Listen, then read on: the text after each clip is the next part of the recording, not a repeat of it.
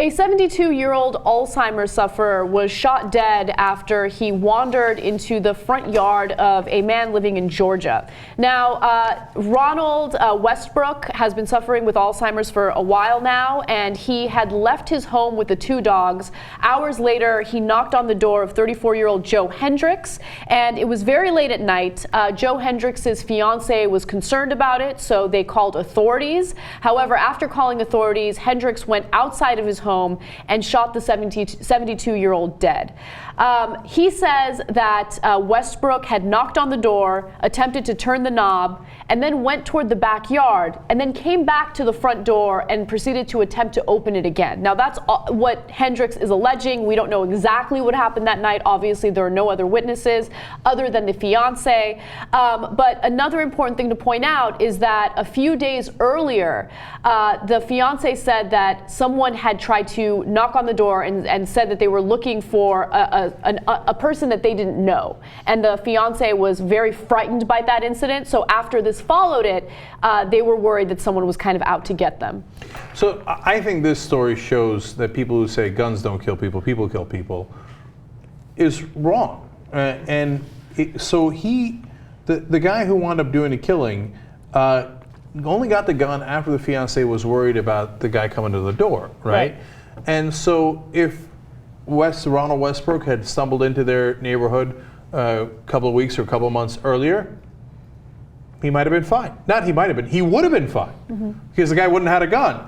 And he might have been scared, and he might have gotten a bat, and maybe he swings the bat. Because he said the guy kept coming towards him. That's what his lawyer says, right? And he wouldn't respond to, hey, who are you, etc., right? And I actually, look, the fact pattern that his lawyer has established gives you some sympathy for the guy who did the shooting. Right. Now, remember, it's his lawyer and there's nobody else disputing him, right? Ronald Westbrook isn't around to tell his side of the story. But the guy says, look, there was a previous incident.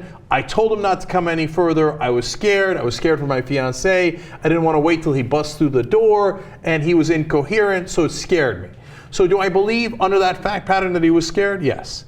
But that's why you shouldn't have a gun. Okay? No, here's what you shouldn't do. You shouldn't get outside of your home and start shooting your gun. I can understand if you're scared in that scenario, because look, they have police documents indicating that that incident did happen prior to the shooting, right? So I can totally understand being afraid, right? But I believe that a rational human being who feels that their life is in jeopardy would stay inside their home. As soon as someone breaks into the home, that's when I feel like you are justified in using your firearm. But that is not what happened in this case, right? You walk out of your home, then you're putting yourself in danger. Yeah, and look, no one can comment on this better than I can, because someone broke into my home in a very similar fact pattern, except they were massively high on drugs and they seemed a lot more hostile. In fact, just like the previous incident that the lawyer talks about, guy came in, he thought he was looking for somebody. He's like, oh, is Brian home? And he knocks on door of somebody that was staying in that room. It was so scary. But I said after the incident, I'm glad there was no guns in the house. Right? Because when the guy, and in our case, the guy actually broke into the house. If I had a gun, my kids are in the house, I got a whole bunch of family members in the house. You would have used your gun. No, I don't know if I would have used my gun, but there was a chance, and then that guy would be dead for no reason. Okay? Turns out he was just high. Right? In this case, the guy happened to have Alzheimer's.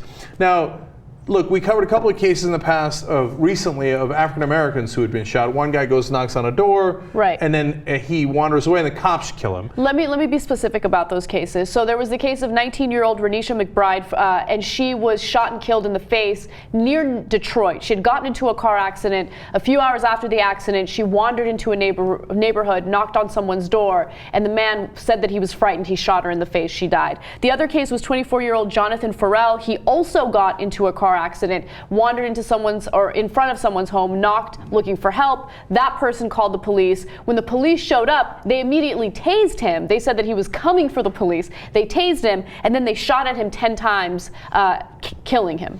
So in all three cases, they're all dead, and now two of them happen to be African Americans. Now in this case, it's a white guy, right? And so it's not just based on race, it's based on guns. What the lesson you learn from this is when you ask an American for help, you put your life in peril, because there's some percentage chance we're going to shoot you in the face, because everybody's locked and loaded. Some of them can't wait to use their guns. In this case, family members of the guy who's been arrested say he's absolutely distraught and that he's not a gun-toting guy, he was just scared. And that might be true.